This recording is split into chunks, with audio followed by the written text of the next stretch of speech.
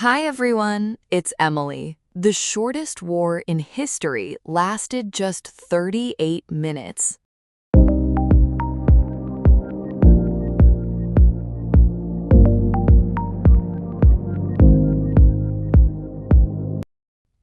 1896, the island of Zanzibar. Zanzibar is a small, beautiful island near the coast of East Africa. Today, it's famous for spices and white beaches. But back in 1996, it became famous for something very different. Zanzibar had a sultan. That means a king. His name was Sultan Hamad, and for years he had a friendly relationship with the British, who had a lot of influence over the island and its government. One day, Sultan Hamad suddenly died. Nobody expected this. There was no clear plan for what should happen next, and the palace went into chaos almost immediately, with different groups trying to decide who should take control. And here is where things got funny. His cousin, a man named Khalid, saw his chance immediately. Within hours, Khalid quickly moved into the palace with his own private soldiers and simply announced, "I'm the new sultan now." There was just one big problem. The British government, who controlled much of the political power in the region, already had their own favorite candidate for the position, and it was definitely not Khalid. So, the British sent him a very direct message: "Please leave the palace, or we will attack." They gave him a deadline, 9 a.m. the next morning. That's it. No more discussion, no more negotiation. Khalid refused. Refuse means to say no, and Khalid clearly said no. He wanted to keep the palace no matter the cost, and he genuinely believed his soldiers could hold the position long enough to change their minds. Meanwhile, outside in the harbor, the British were not just talking. They quietly moved several warships into position through the night, preparing their guns and organizing their sailors for the following morning. So on August 27, 1896, right at 9 a.m., when the deadline passed and Khalid still refused to leave, the British ships in the harbor opened fire without any further warning. The palace had thick wooden walls, some old cannons from decades earlier, and about 3,000 soldiers and palace staff, many of them regular workers who had never trained for real combat.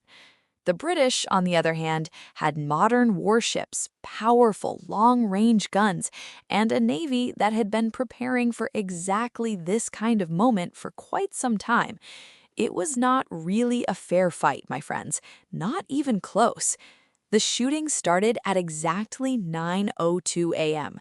Within the first few minutes, the palace's wooden clock tower, one of Khalid's proudest buildings, was completely destroyed, and fires quickly began spreading through the wooden structure. The old cannons inside the palace could barely respond, and most of the defenders realized almost immediately that there was no real way to win this fight against modern weapons. By 9:40 a.m., just 38 minutes after the first shot, it was already finished. The flag over the palace came down, and the war was completely officially over. Khalid had to surrender. That means to stop fighting and accept defeat. Rather than face capture, he quickly escaped through a back window, climbed down into the garden, and ran to hide at the German consulate nearby, where the British couldn't legally touch him. And just like that, the shortest war in human history ended before most people even finished their morning coffee. Even more interesting, historians say more British sailors were actually injured from the recoil of their own guns than from anything Khalid's side managed to do during the entire 38 minutes. Honestly, when I first read this story, I laughed so much. Imagine starting a war and it's already completely finished before your lunch break. Some historians even joke that the official government report probably took longer to write than the war itself lasted to fight. That detail always makes me smile every time I read it.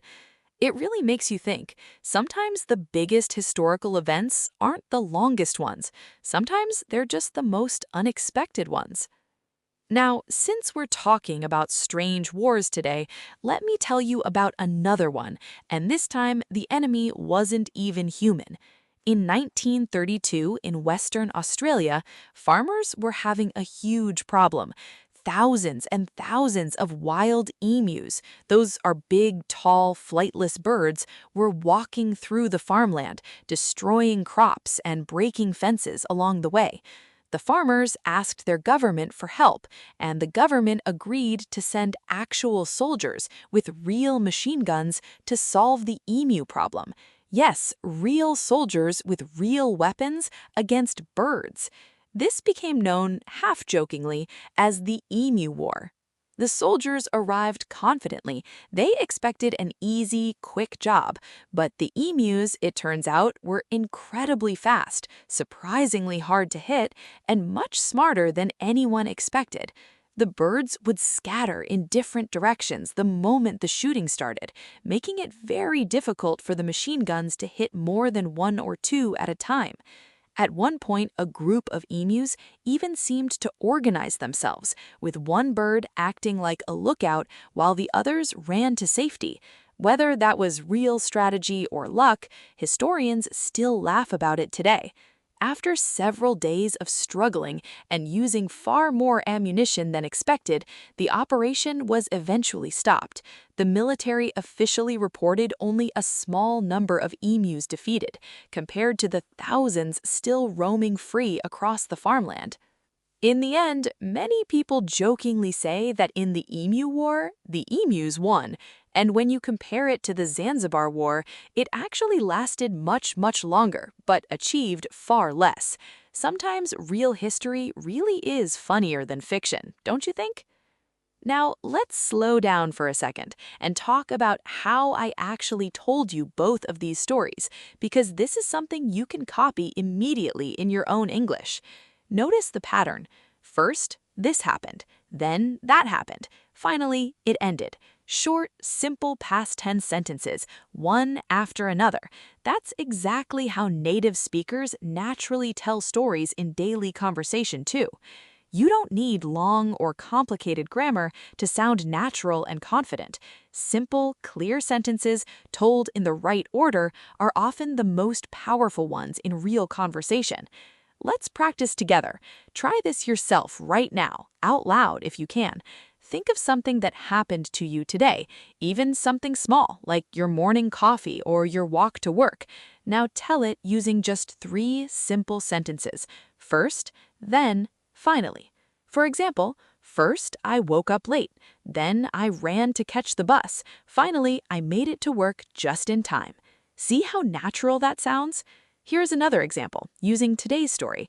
First, Khalid refused to leave. Then, the British attacked. Finally, the war ended in just 38 minutes.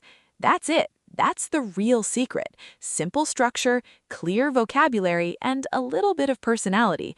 That's how you tell any story in English, big or small, funny or serious. Let's quickly remember the useful words from today's episode one more time so they really stick in your memory. Sultan, a king or ruler in some countries, refuse, to say no to something, surrender, to stop fighting and accept defeat. Try using at least one of these words in a sentence today, even a simple one. That's how real vocabulary becomes permanent, not by memorizing, but by actually using it.